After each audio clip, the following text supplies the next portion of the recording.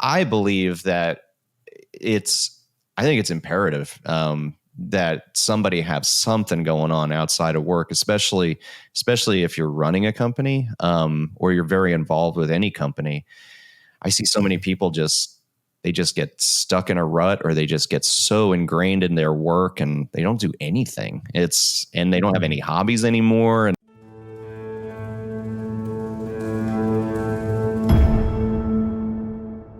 hello, everyone. Today we have a reputable businessman on our show.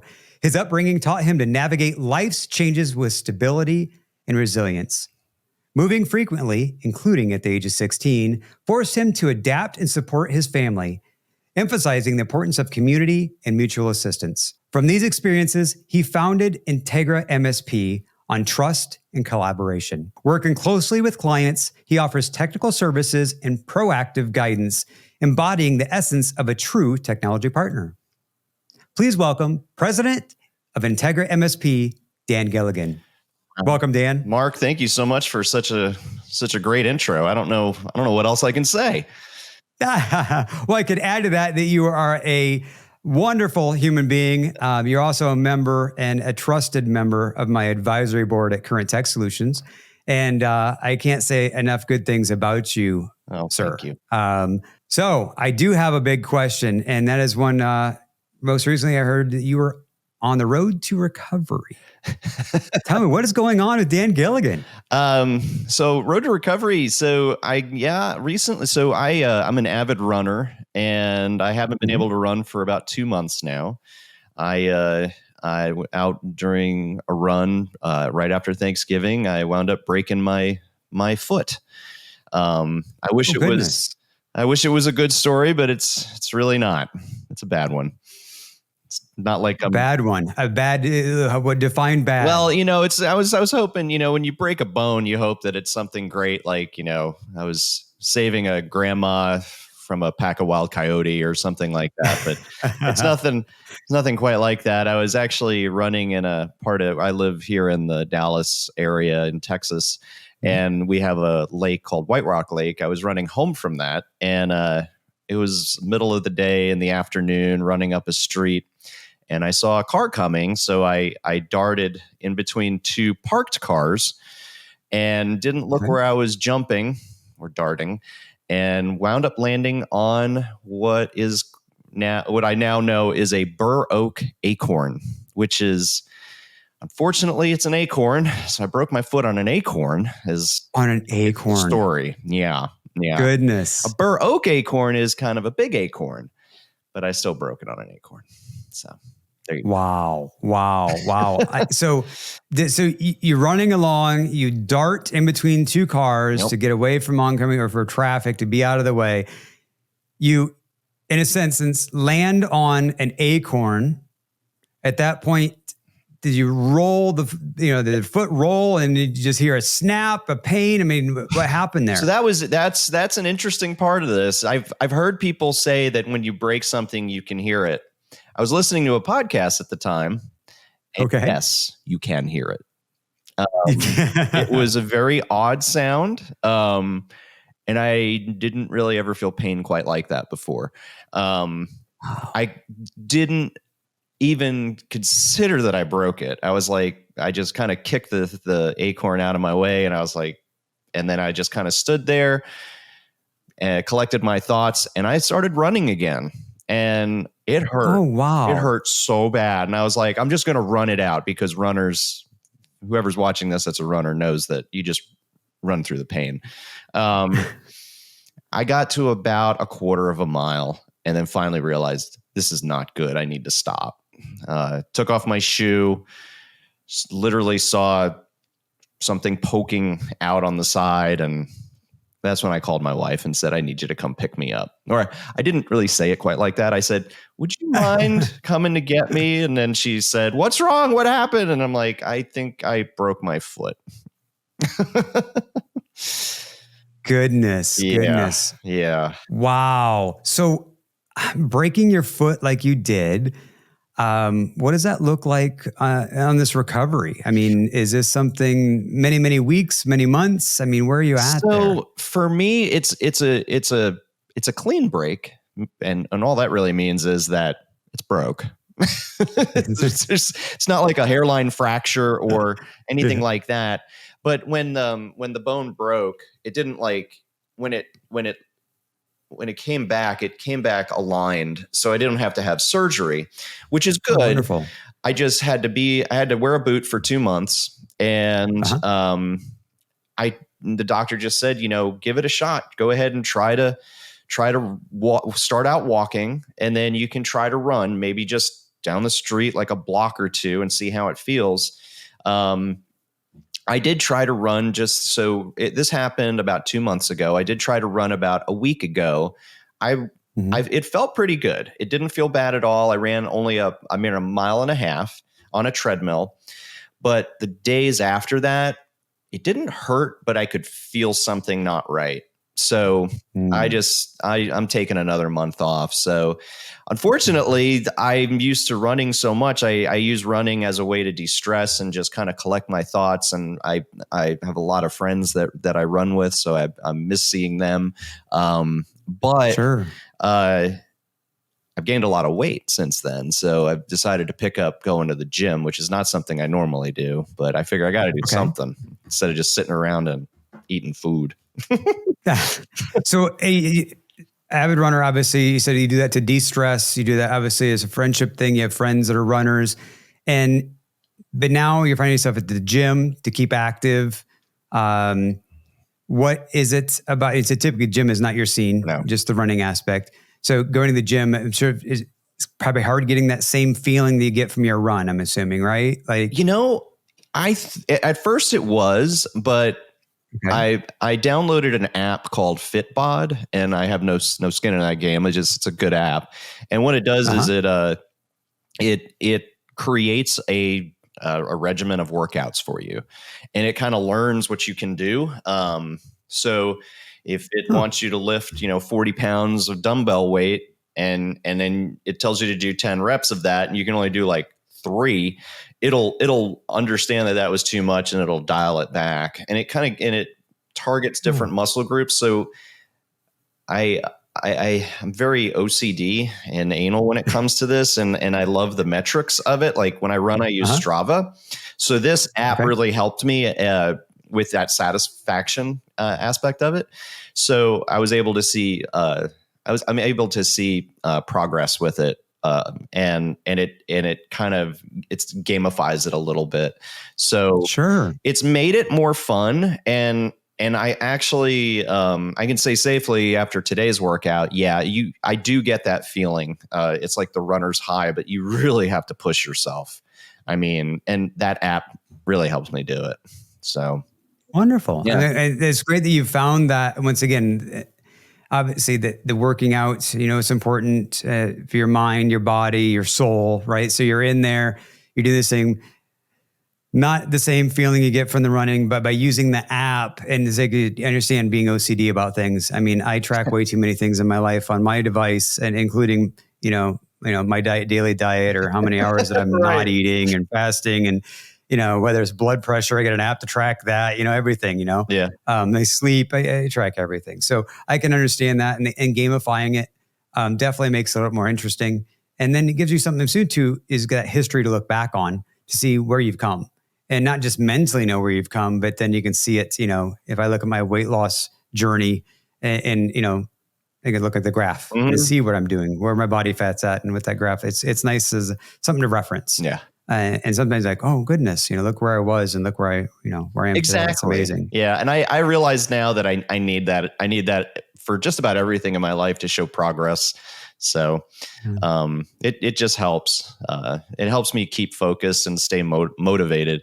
Just like the scale, when it keeps going up and up and up, it's like, I need to cut back on the burgers and fries and start really thinking about what it is I'm eating and stuff. Well, I know that all too well. I've been on one of those that, I remember as a young lad, always having to wear the husky pants, right? So, weight for me has always been a thing, and maybe having a little bit too much. And if I look at even a 10-year the 10-year history, I'm a roller coaster. Yep. It just, I love my sweets. Yep. And, unfortunately, it seems like I even look at them and I bloat. I can understand the importance of that. And especially as we age, right? Like for me, anyways, it doesn't get easier with age. So no, and workouts get harder, and it takes longer to recover, and all that comes into play. Well, and it's funny because I picked up running. I picked up running in 2010. I started the business in 2009, and just to backtrack a little, the bone I broke, for anyone that's interested, is called the fifth metatarsal. It's basically what happened was I'm so tight, which if I went to yoga and stretched more, this probably wouldn't be a problem. But it's not like a Jones fracture, but it essentially what happened was if this is the fifth metatarsal, basically my tendon pulled the end off, and that's how it broke. So out of any other way I could have broke it, that's one of the better ways. But because blood flow is so low in there, it takes forever to heal. So I'm probably out another month or two before I can really start running. But yeah, I started this whole journey in 2010 as a way to de-stress and just find clarity. It was just a way to, and I saw myself gaining weight then. I had my daughter in 2006. And I always remember I was pretty overweight, and I remember just sitting at the computer all the time doing working all night. It was just me. I was break fix. I used to be a technician that became an owner, and I just did it on my own. And I would work until the wee hours of the morning doing it. Sure. And I thought to myself, well, I see the neighbors running. They're out running in the morning. Maybe that will work. So I decided to, for anyone out there that's interested in running and they don't think they have the body type for it, I ended up running marathons, and I started out not being able to run to the stop sign down the street. So wow. I just realized that I'm just going to try to run to the stop sign. And I did. And it was very hard. And then the next day I did it again. And then the next day, for some reason, it wasn't so hard, and I ran to the next stop sign, and it just kind of went from there. And so it's kind of a bit of a game for me too, to see how far I could go and how far I could take it. So very cool. And I obviously, Dan, you and I have known each other, I believe we're approaching 4 years. Yeah. And right around there. And obviously that's not the Dan that I know. Mm-mm. The Dan I know is a runner. Yep. And is lean and mean and a running machine. And it's hard for me to think back, not knowing you then, and going, wow, really? You were, like, it's not the person that I know. Right. But, hey, there was a time in my life that, I was wearing a 40-inch inseam, 40-inch waist. Right. Was 230 pounds. Yep. Now I'm not that today, and I hope to never get back there. But right. Very cool that you found that thing to help you, lean out, to de-stress and motivate you. And very, very cool. So you said marathons. Geez, those are no joke. What are you, 26.2 miles or something like that on a marathon? Yes. A marathon is 26.2 miles. Half marathon's 13.1. It's funny. I joined a class in 2011 out of the Dallas area at a store called Run On, and they changed their name to Fleet Feet now. They were bought out. Yeah, familiar with that name. Yep. And still with a running group there. They're great. Love it. And basically, I started out with I was able to run on my own for up to 8 miles. And I had pain and I just didn't really know what to do with it. So I decided to join a class. This was in, like I said, 2011. Joined a class, trained for a 15K, and did it, and was peer pressured into a half marathon. Did that, and then peer pressured into a full marathon, all in 2011. So all in 2011. All in goodness. 2011. And you started running in 2010. Yeah. Yep. Wow. Yeah. Yeah. So it's just progress. It's just little things every day, day in and day out.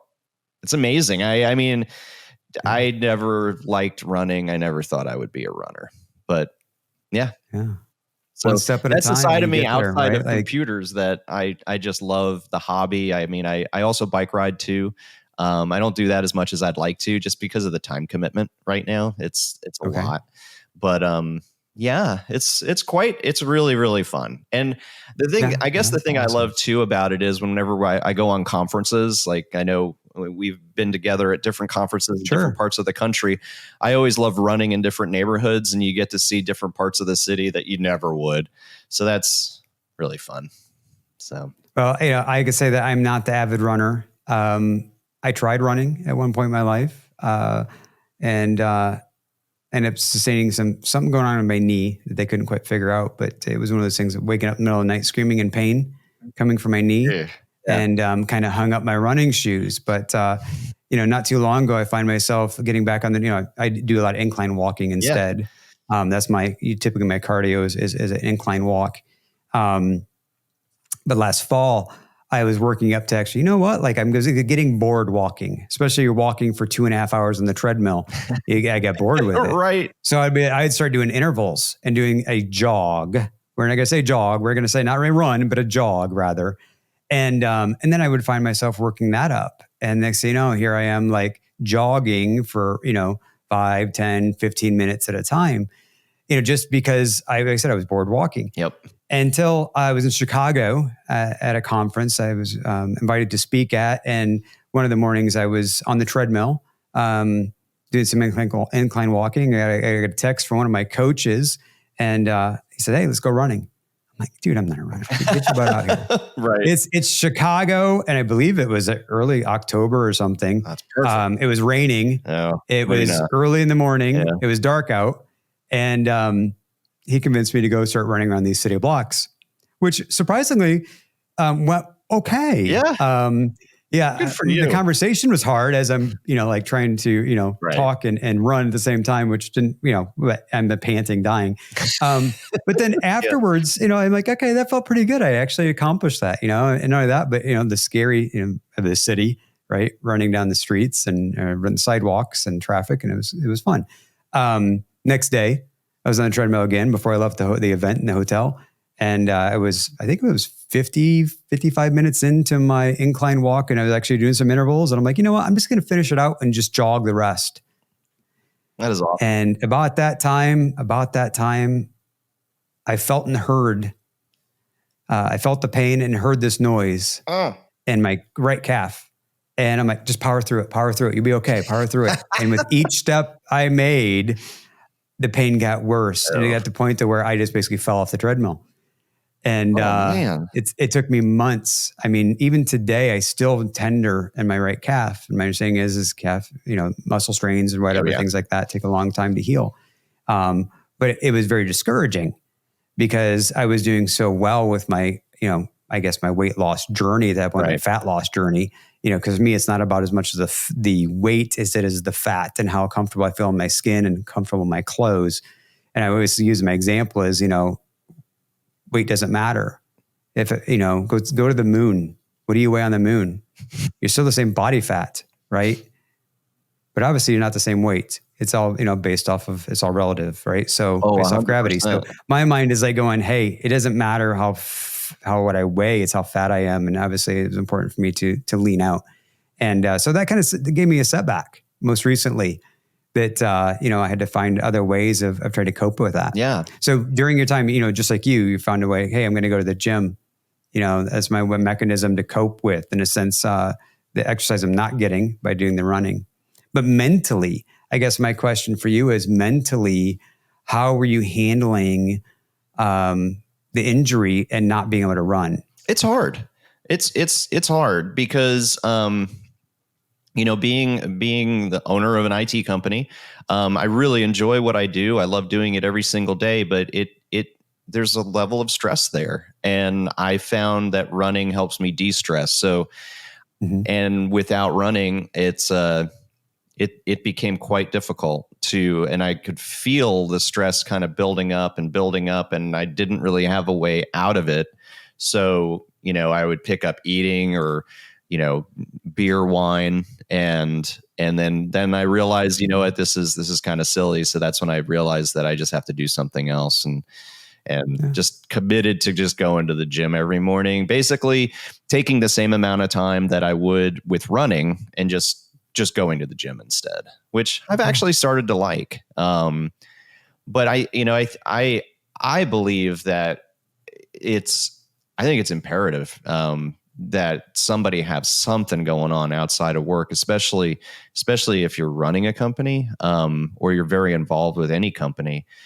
I see so many people they just get stuck in a rut, or they just get so ingrained in their work and they don't do anything. And they don't have any hobbies anymore. And then they just lose, I guess they keep focus of the business and they grind and grind and grind. And I used to be a big believer in that. And then all of a sudden I wasn't. So you can only grind so much before there's no stone left. So, right. Well, and obviously you need to maintain your health in order to properly, lead, manage whatever role you might be in. Exactly. I said earlier, right? It's not just physical, but it's that mental aspect that that physical activity provides, and that release, that cleansing, all those things that come into play there. So, and yes, finding yourself eating, and I get it. It's real easy to do, to pick up the fork, to pick up the bottle, whatever it might be, pick up the glass. And then you're not doing anything to obviously work that off, or creating, as we talked in the past, maintaining and creating that deficit. Especially around the holidays. Oh, goodness. Yes. When you eat all the things and you're not really thinking about it. And then all of a sudden January comes with a force, and it's like, oh, remember what you did in December? Yeah, here it comes. Yeah. Yep. Paying for that now. Like, wait a minute. So, you talked, you've touched on running a company, starting your company. You said 2009. Mm-hmm. I guess, take me on a little bit of that journey. What was your inspiration to start IntegraMSP? What were you thinking? So what were you thinking? What was I thinking? Yeah. How did I lose when did I lose my mind? So I always wanted to do my own thing. Ever since early on in life. And I always wanted to run my own IT company. I don't really think of it like that. I think of it as, back when I started in 2009, I was a break fix guy. I was the only guy. I'd come out, I'd fix your computer stuff. I'd buy equipment. I would consult. I just loved doing that. I loved working with different people. And I just got to the point where I'm like, you know what? I'm just gonna give this a shot and do it on my own. When I did that, about 2 weeks after I started, I was, I'm just going to say I was blessed in a way. I was not this other company that I worked for back in 2005. They went out of business. And when they went out of business, I had a lot of people I still communicated with there. They contacted me because they knew that I started my own company, and they were like, hey, company XYZ that I used to work for needs an IT person. Do you want to call them and help them? And I'm like, yeah, absolutely. So right out of the gate, I gained about 14 clients at the end of the day. And that was, I would say, in the first 2 months. And a lot of the businesses that I started out with came from, unfortunately, that company going away. That company, they taught me about, they hired me on as someone that would help with IT and consulting. And they were an accounting firm that installed Sage, used to be called Sage Timberline. Now they call it Sage 300. And it's funny. I always remember working for a company in Georgia, and they said, never touch Sage ever. You're never going to touch that. And I'm like, okay. And I was kind of doing the same thing back in Georgia that I was here. The program in itself was Sage Estimating, but it was the same thing: Sage Accounting, Sage Estimating. And and then this company was going to teach me that. So they did. And so I basically took that knowledge and continued helping people with Sage. Okay. So they, after that, I basically did it by myself. I hired one person here and there. My wife joined in 2010 to help out with accounting and marketing. I did hire one individual, and he stayed with us for about a year and a half. And he eventually left for bigger, greener pastures. And it was hard to keep an employee between. He was an employee. It wasn't a consultant. I just decided to start working with people on and off on a consulting basis because I felt like that was the easiest.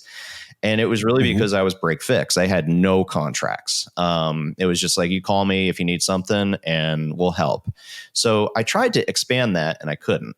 And just like the struggle that everybody was with break fix. So it was about 2016.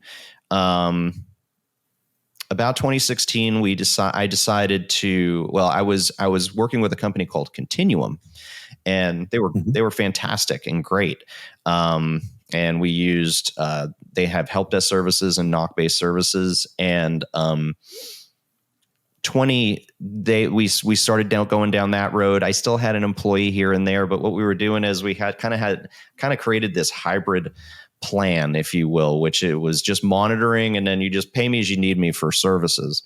The problem was the monitoring I wasn't charging enough for. I was basically just charging maybe, I don't know, 5% over what the cost of antivirus was. I mean, it was just like, I wasn't keeping, it wouldn't have kept the lights on, if you will. So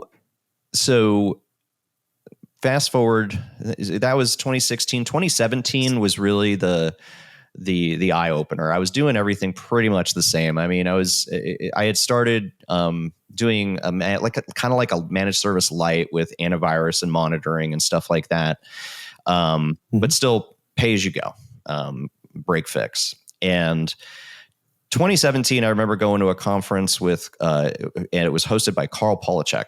And I want to say it was called his SMB Roadshow, and it came to Dallas, and it was probably the most pivotal moment in my journey up until that time.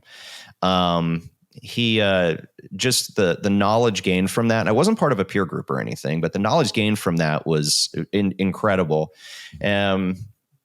The biggest takeaway or homework he gave me was to read the book, The E-Myth Revisited.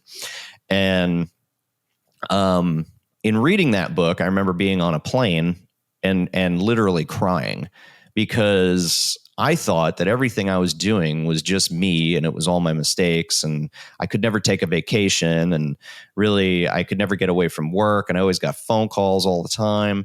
And reading that book made me realize, no, this is the same thing happening over and over to every person that tries to start a business.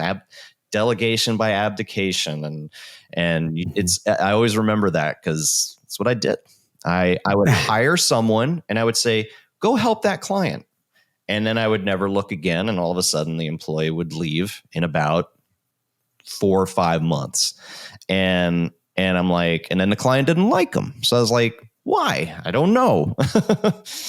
So that at that moment in 2017 was when I realized that I had to change everything. I had to go all in on what they were calling managed service providers, create a service plan, and get away from break fix. Oh, so 2017, and you said you touched on E-Myth Revisited. Obviously, that hit you hard. What was the one thing in there that sticks in your mind? Obviously, the lesson to learn when in E-Myth Revisited, and it's been a while for me because I know that I have read that, but it's been a bit. So refresh my memory a little on that as far as what was kind of the biggest thing out of that you pulled, or you remember this day about the delegation piece, or what was that you're not the only person and kind of stuck in this rut in this endless circle. So the biggest takeaway is systematizing. And that is creating a process and procedure. You're never going to be able to, if you can't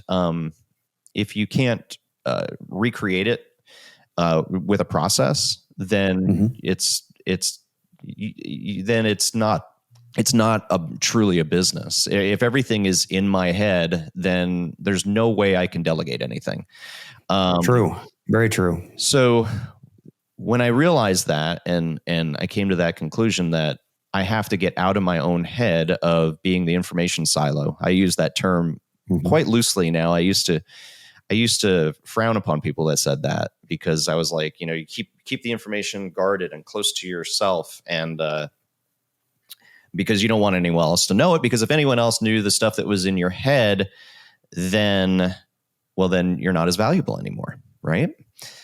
Which in actuality is not. It's not exactly true, especially if you're trying to create a business that is scalable, right? And trying to take a vacation. So one of the big moments was me trying to, I was introduced at that time to IT Glue. And that's when I decided to pull the trigger on IT Glue. The first day that we started that was January 2018.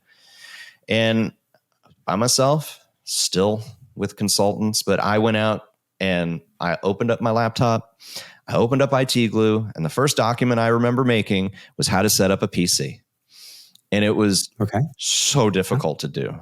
It was because I could do a new PC setup very quickly. And it took me about 6 hours to set up that PC, because I literally wrote down every single step. Unbox the computer. What do you do with the boxes? Well, you ask the customer where the dumpsters are so you can throw them away. You don't leave them there next to the desk. You don't take them back to the office. You throw the boxes away. And literally everything I did, apply the updates, click this button, click that button. And it was a very long and drawn out process. But the good news was it was done. I created a new document on how to set up a PC. I was able to go through that setup and figure out at what point does it become custom for the client. Take the piece above that.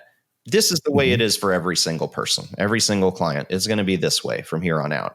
So I created a baseline. Base prep. Exactly. Yeah. And then I created a custom document for each customer. And then just went from there. Documenting anytime I went on site, I would document the internet. I would document anything I could think of.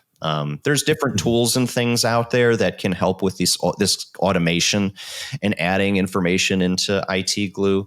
I'm not going to go into any of that because we've used. Sure. And for those that don't know, IT Glue is a cloud-based documentation platform. Yep. Right. I mean, in a sense, or as it's really what it started as. So, gives you a place to create all those documents and reference them for your team. Yep. So that's how it started. And in 2018, this is kind of funny. I think this is funny. It's funny, not funny. So in 2018, we decided to give up our office space. We had an office, and we could never get anybody to come to it, which is ironic. No. So we got rid of it. We moved to the house, and we officed out of our house. And which is great for the overhead, right? I mean, you no longer have that expense of an office space, right? And the utilities and everything involved with that. And I know others have done the same thing in the past. And then, the funny part is that when we did that, nobody wanted to come and work for us because we didn't have an office space. And I was like, okay, didn't really take that into consideration. And I was working with some recruiters, and they were like, I'm sorry, man, you don't have an office space. People don't think that it's, they're like, what do I do? Do I have to work out of the guy's house? And I'm like, no, you just work from home. And it was hard to find people. We'd interview them at like the taco place down the street. And we did find someone, and they were with us for about a year, a little more than a year. Wound up merging, or actually not really merging, but acquiring a firm that was in Houston. He came to work for us, and we acquired some of his clients, and he worked from home out of Houston. And all the while, we just ran into this problem getting employees. And it was like, we have to get an office space. This is what we have to do. So the end of 2019 comes, we find an office space. We went and got a shared office space in Dallas. And it was fun. It had a bar, it had all these things and a kitchen and like all sorts of cool stuff. And I'm like, oh my gosh, everybody's going to love this. They'll all come here. And then everyone wants to work for me now. Everybody wants to work. We hired our first guy. He was like, I go to the church down the street. This is amazing. This is awesome. I can't wait. And then March happened of 2020. And then we all worked from home. So, and then it was like that, then that happened.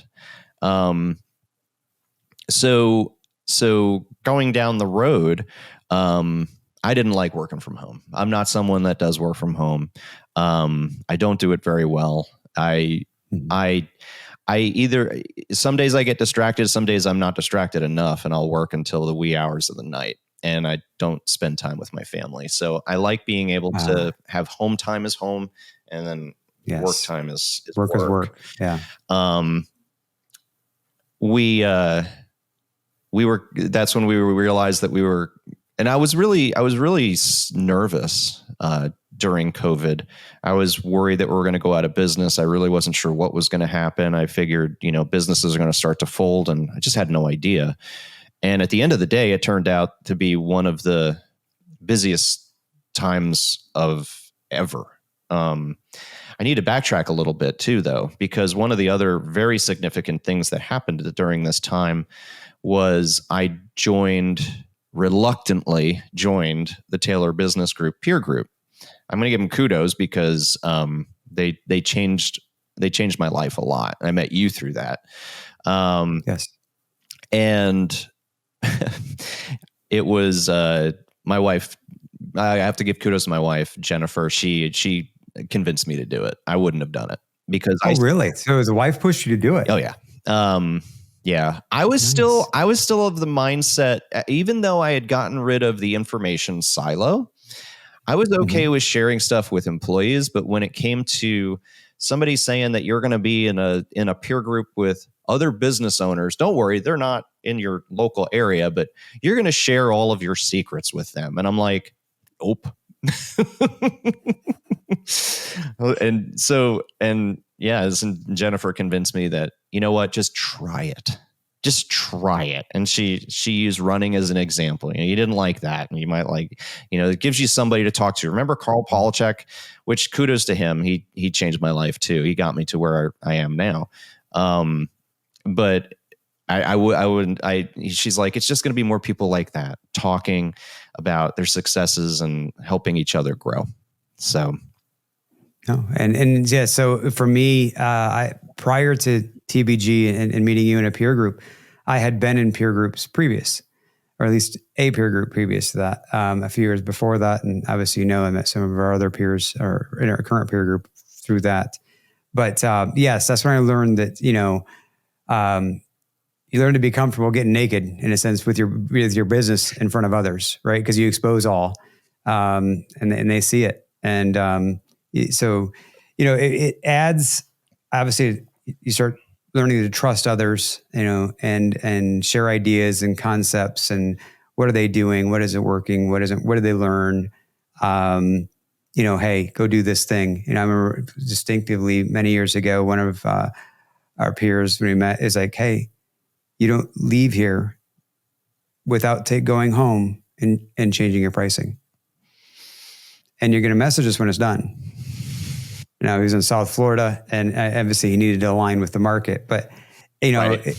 It's that push, right? It's, and I know that hey, we know what we know, and anything outside of that, we don't realize what we don't know until you get around others that can share and those experiences and that knowledge with us. Right. Everyone knows something we don't.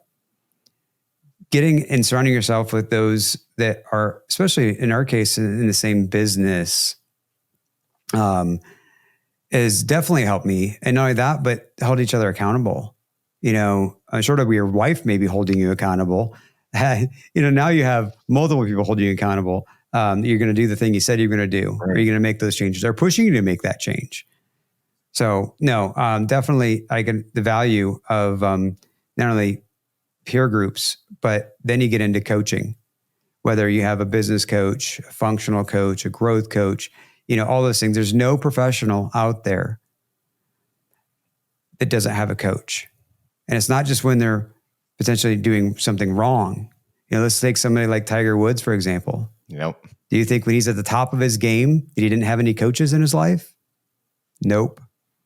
And it's not just one coach, multiple coaches, right? So, to be a true professional, you have other professionals alongside you,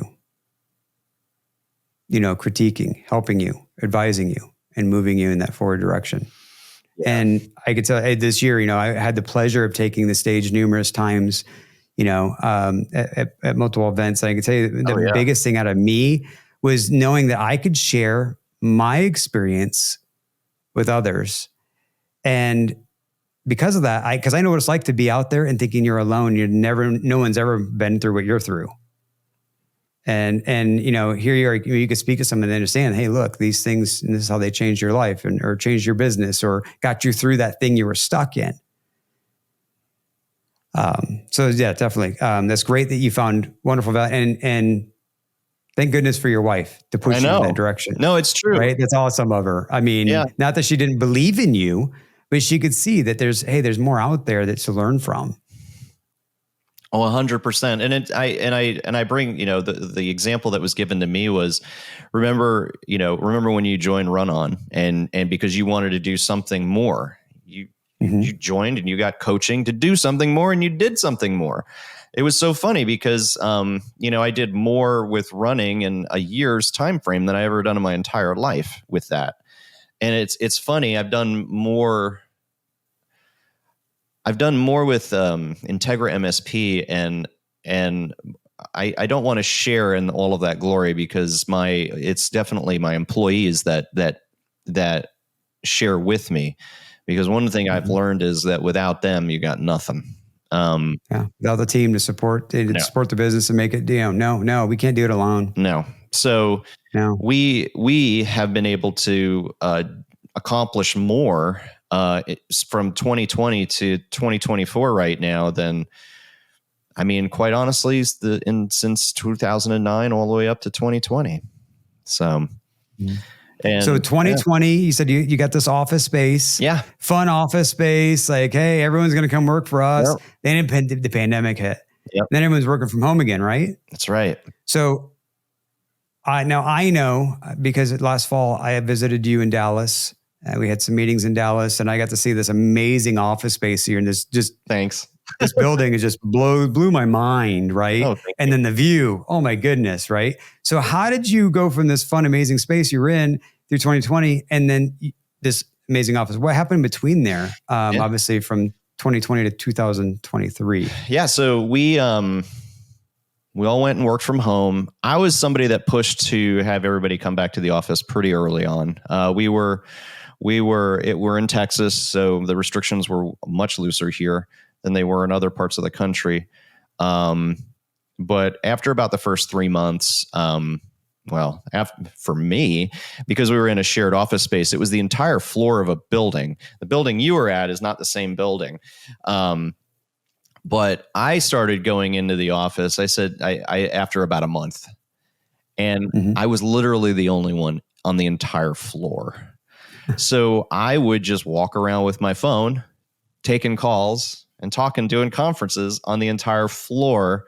And then I would go for walks outside. Just nobody. It was like a ghost town. Wow. But it was just me getting away. And there's only so much walking around my own neighborhood I can do. So I went there, and mind you, we were still getting products. So that was another reason why I went. So many laptop sales, so many people moving from office to home. I'll never forget the call that came in. I did not field this call, but I'll never forget the call that came in where the person actually took their network printer and an entire computer setup home and then called us and said, I can't connect to the server. They had no VPN. They didn't, because that's just the way they were. It was just all in an office. It was a sales-based company, and trying to explain it's not going to work because you just doesn't work like that. Home. So we wound up setting this firm and a lot of other firms up very quickly with a remote access program so they could connect to their work PCs. And working with Sage Accounting, that's an on-prem solution. It's not a cloud-born solution. So we have a lot of companies that we work with, a lot of clients that we work with that are still on premise. We are moving them to the cloud, whether it be Azure Virtual Desktop or Azure Virtual Machines, or maybe they're just moving to a cloud native app. Okay. But when this happened, most of it was internal, and most of them had servers on site. So where we could set up VPNs, we could. Compliance reasons, insurance reasons, some of them we just didn't.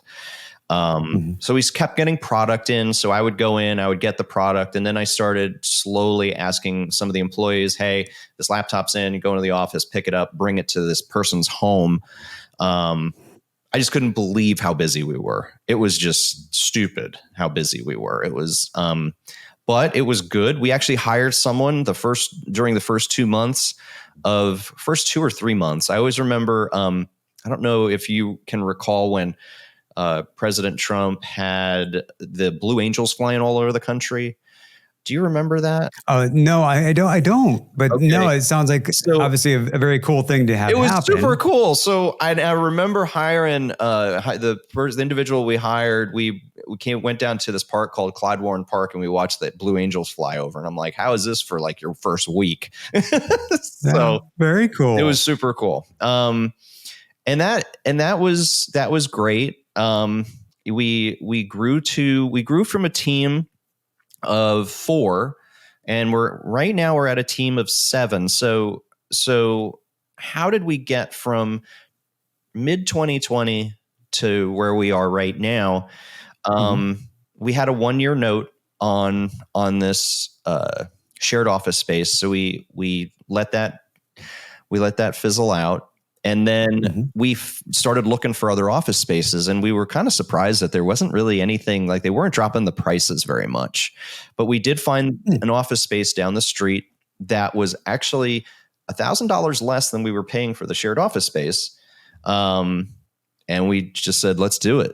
It was very inexpensive. We signed a long-term lease on it and figured, this is probably not going to happen again, because I'm sure COVID, well, we're all hoping COVID would be over by then. We always call it the COVID deal, right?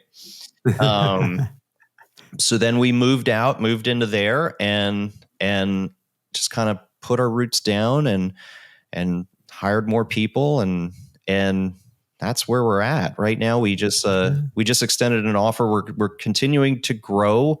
We extended an offer to a CAM, which stands for a client account manager.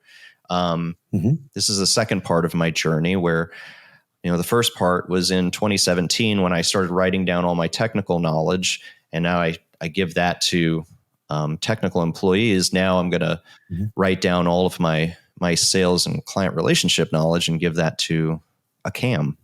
So it's been quite the growth journey, I would say, for myself. There's a lot of other stuff mixed in there, just offering training to our employees. I really believe in being honest first, and then continuing to learn.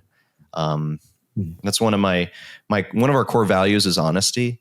And it's not just being honest, like, saying, the mic's black, but it's about being honest with yourself. And if you don't know how to do something, just be honest and say you don't know how to do that, and be okay saying that to the client and customer. Don't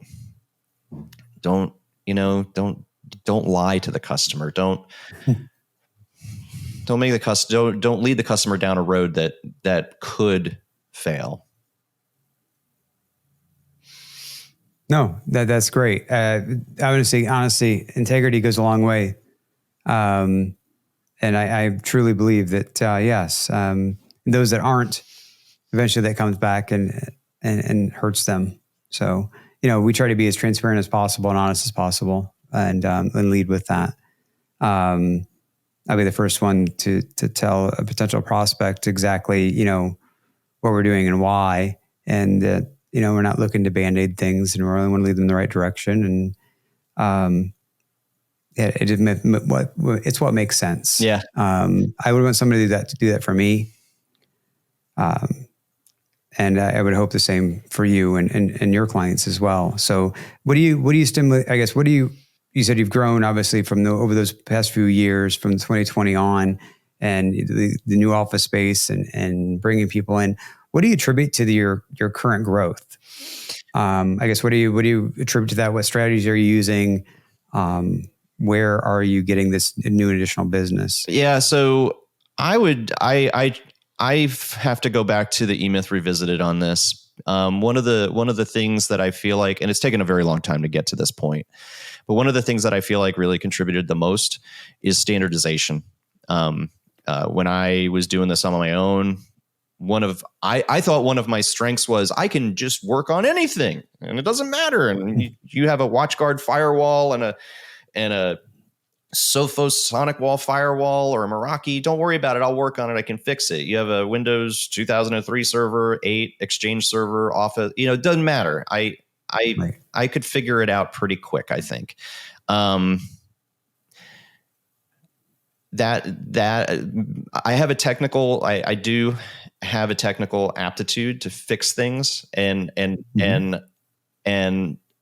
which is awesome and it's great. But not to toot my own horn, not a lot of other people can do that, and not a lot of other people have been around Server 2003, Microsoft Exchange, and I just had to understand that we need to systematize everything. We need to have the same firewalls. We can't have a billion different firewalls. So we found a firewall and we stick with it. We have an anti-spam solution. If you want to come to IntegraMSP, we're going to rip out what you have and we're going to put in ours. We have a security operations center that's going to be put in along with your antivirus. There's just no ifs, ands, or buts. This is going to be included. It does eliminate us from a lot of prospects because we're not the cheapest game in town. I can assure you of that. Sure. But it's a solution that if I was running a business, it's the solution I would want to have. So, and we eat our own dog food, drink your own champagne, however you want to actually say that. Practice what you preach. Yeah. You're doing it. Exactly.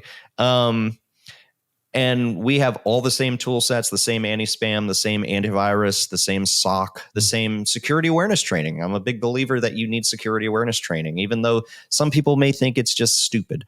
I do think that it helps people understand what a phishing email looks like so they don't click on it when they're on their parents' computer at home, not on a work computer, and it's getting a Gmail, and we don't have any control over that. Systematizing is definitely...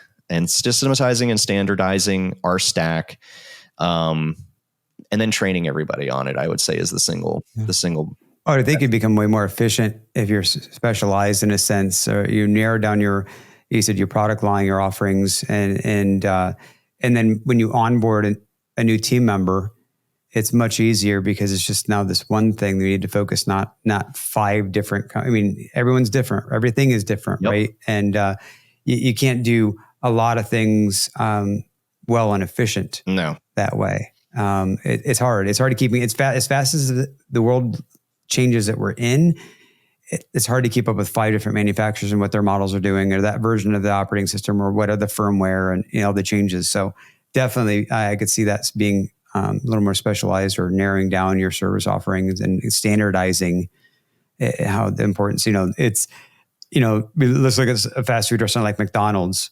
There's a reason McDonald's offers their food and they're not offering Arby's food, roast beefs. And what I'm saying is they're specialized, right? Right. They know that a Big Mac is made this way, and this is how we make the Big Mac. Now, I know they're all about get it your way and do all these little things, but they still have the standard, right? The standard's there. Starbucks has their standards, right? For their coffee drinks and, whatever. I mean, there's a reason why there's a system to it. Yeah. Absolutely. It was funny when I was starting out, and even in 2017, this was really a mindset shift, because I was a believer that I could come in and just help you with whatever you had. We could customize the plan to be, customized for you. And at the end of the day, I chose not to do that anymore. Yes, we do. We can customize a plan, but we're not going to customize it in a way where we're going to change certain aspects of our security stack. I'm not going to change, like, we'll have a custom anti-spam for you. You'll, I don't know, pick an anti-spam out of the sky, and that's going to be yours. You're going to use ours. So that was a mindset shift for me, because I used to preach that. I used to preach like that we could come in and assist you like that. But one of the things when we rebranded to IntegraMSP in 2019, that was one of the things I realized I was going to have to get away from. Now customizing, we can help you out moving things to the cloud. We can help you with processes and procedures. We can help you out with, should it be Azure Virtual Desktop? Should you migrate? This is not should anymore. I was thinking of Microsoft Exchange. Somebody that wants to come on board with us, we're gonna migrate them as part of their onboarding. And if they want to keep their Exchange server now, we will not onboard them. So, yeah. Well, I mean, in today's world, in security and security standards, you have to be standardized in what you're doing to maintain that security standard. Not only to satisfy a lot of compliancy, right, and minimizing that risk and that liability. So I totally, from my standpoint, I get it. Others sometimes, I know we recently had a prospect. I was just last week had called, and same thing. Oh, we want you to help with this, this, and this. It's like going, but that's not what we would do, right? Like if you want to standardize your environment and bring it at a minimum, you have to have our security. And that's on every machine. And in these things, this is our standard. And if obviously we're not a good fit unless you're willing to bring in those standards, because I can't, there's too much risk for us and all of our other clients. I totally understand that. And I also look at it like it's too much. If you were to proceed going, and this, I know you can, there's people out there that would debate me on this, but if let's say you were to take that and you were to do something that you don't feel right doing, or maybe is lesser than you would do, it's a disservice to all the employees of that company should something happen. Yeah, we're taking a lot of liability on ourselves by performing this action that was requested, and usually those actions are to save money. Usually it costs less, or there's some immediate price benefit. What happens if you were to do that? Let's say you put in a subpar anti-spam solution and they get hacked. Somebody gets business email compromised and they lose tens of thousands of dollars, and the hundreds of thousands, and now they can't make payroll. And because I don't want to enable that.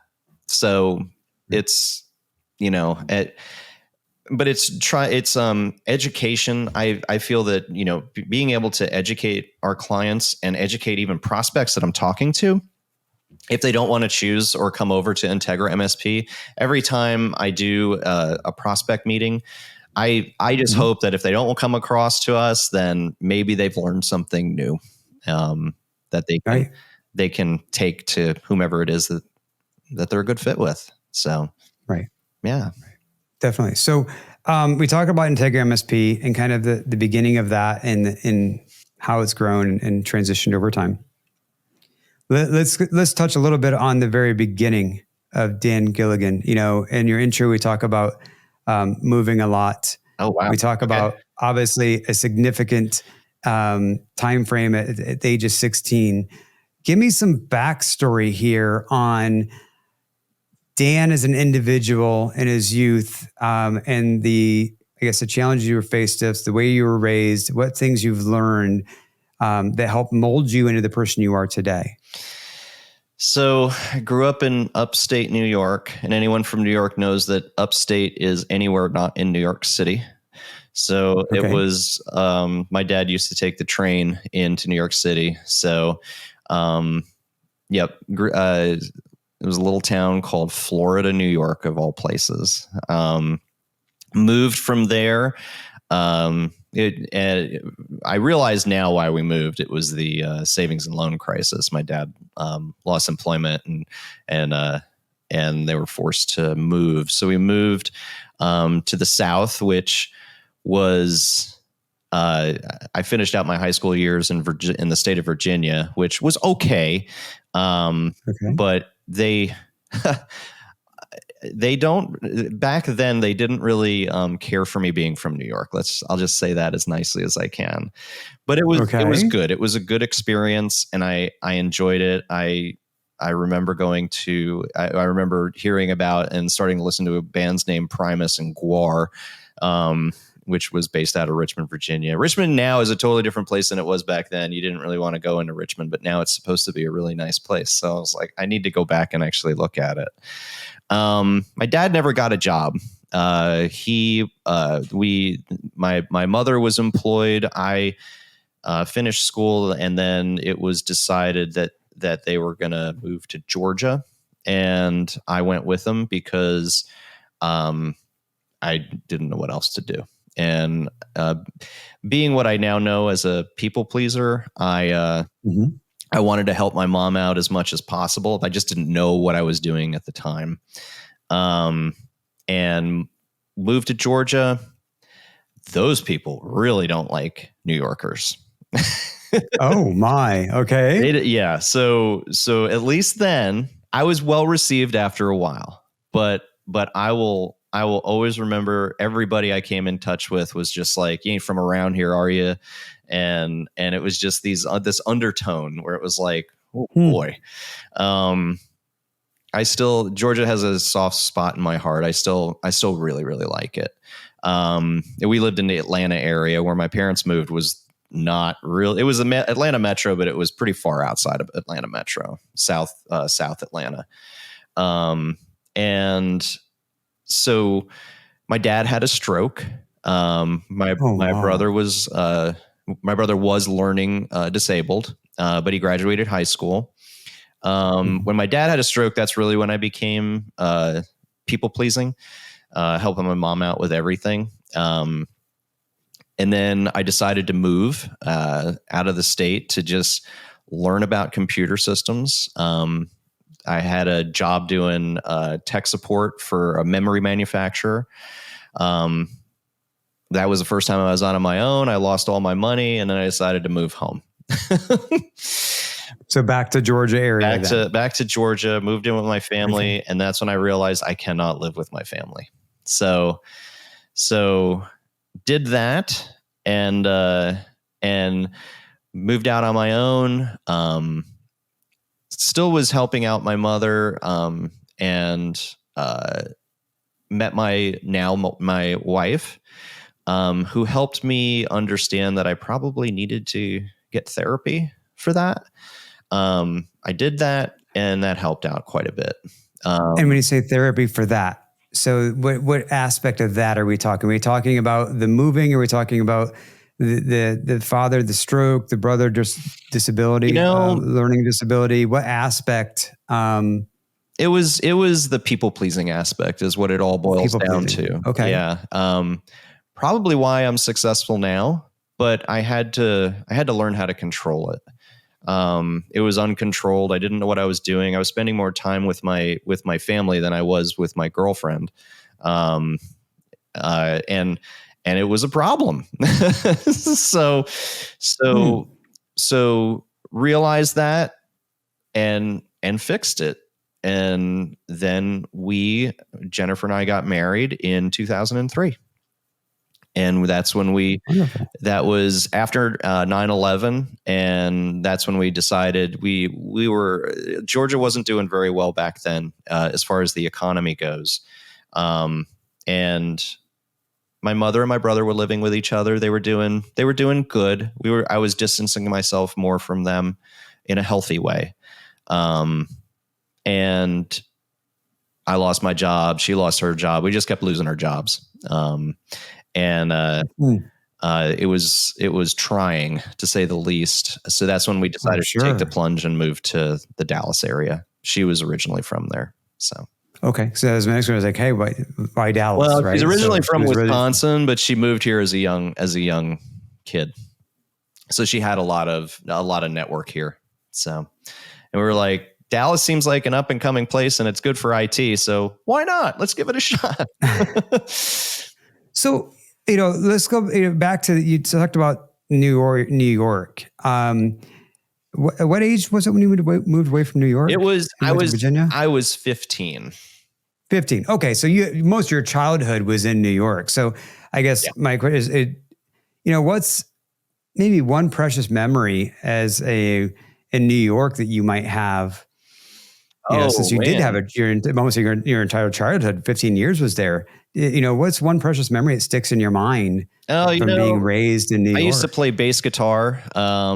It wasn't really a formal garage band, but we used to just hang out in school and play. I used to play bass, and then riding bikes with some friends, and then snow sledding was probably the best stuff that I can remember.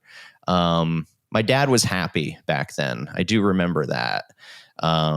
Before he lost his job, he used to take the train.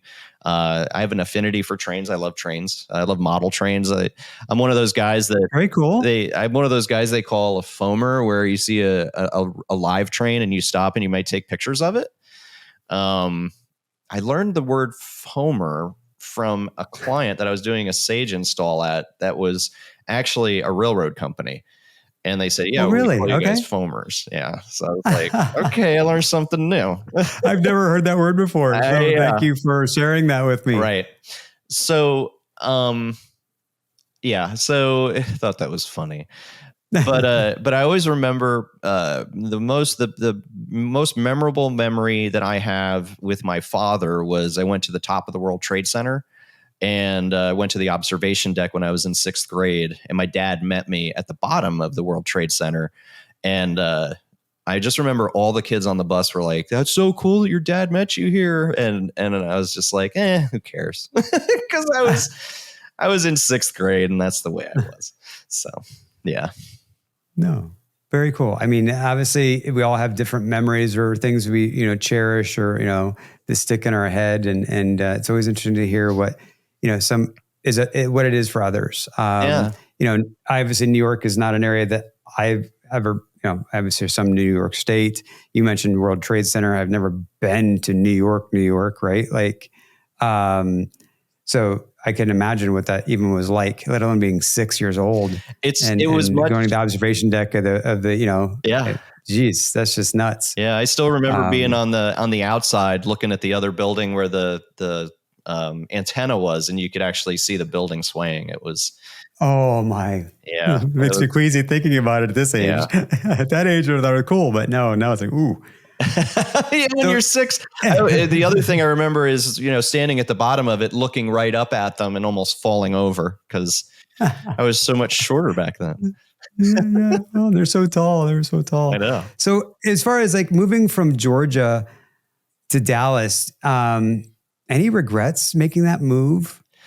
Or were you really okay with it? I'm going to say that I have no regrets making that move. Okay. I do miss the network of friends that I had created in Georgia. We had a big going away party.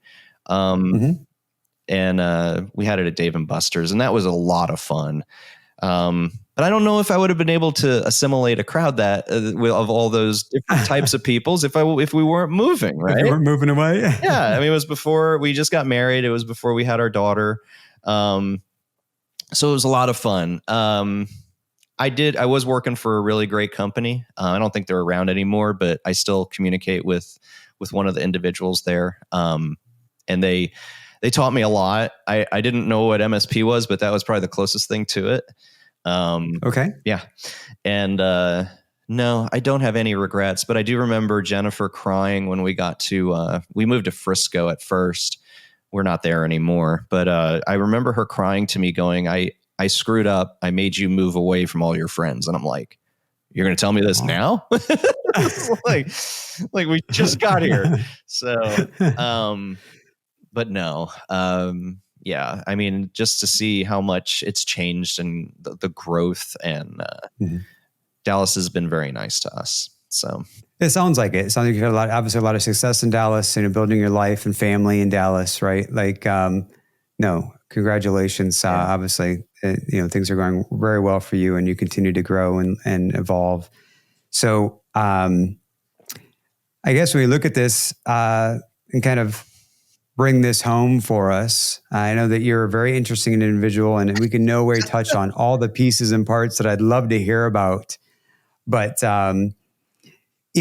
looking at your business ownership journey, going into business and the things you've learned along the way. And I know that we're constantly learning every day, right? And we're getting our bumps and bruises along the way. Yeah.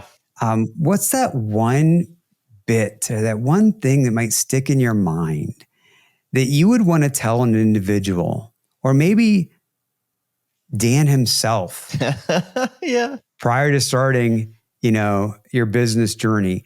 What's one bit of information that you would like that Dan or someone else out there that might be in that same position today and looking to do what you do, or start any type of business, that you would want to pass along? I don't have a problem thinking about that. So I would get a business coach as soon as you can. Or if you don't get a coach, okay, so let's say you haven't started yet, get a coach, get someone that can advise you. A mentor, someone that can advise you, make sure you're doing all the things right. There's a lot of things that you will experience that you just don't think about, business related, family related. Get some sort of a coach, someone that can advise you on what it is you're about to do. And then if that same, and then after that, I might even join a peer group before you even do that. I would say those two things: get someone to help you start the journey, and maybe the whole journey. You have a business coach for the whole journey. And if you don't do that, then by all means, get into a peer group as soon as possible. I know there's a lot of good ones out there. I'm in Taylor Business Group. I wish I did that sooner. I really do. I was not in the mindset to do that. But I think that if you're going to start your own business in this day and age, you have to be in that mindset. If you're not, it's going to be a very, very hard and long road to success if you're not going to bring others with you. And you're going to try to do this on your own, or be very insular or siloed. So that's my advice.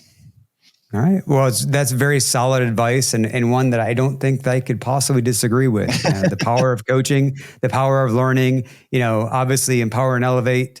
We talk about a lot of growth, personal, professional, and spiritual, and being better in all aspects of life. So, a coach, peers, whether it's a facilitator, a mentor, all those things are to help guide you, keep you in a sense, and almost like an accelerate, right? The learning curve, right? So you're not making as many mistakes, and only helping you to succeed.